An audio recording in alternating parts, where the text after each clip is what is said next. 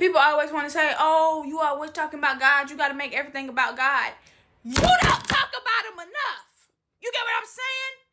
You don't understand that when I talk about him, it's because I'd rather talk about God than I'd rather talk about that man. I'd rather talk about God than I'd rather talk about what situation I was in 2-3 months ago that still is causing me trauma. You get what I'm saying? I'd rather talk about the healer than what caused me pain. I'd rather talk about the Redeemer than what broke me. You get what I'm saying?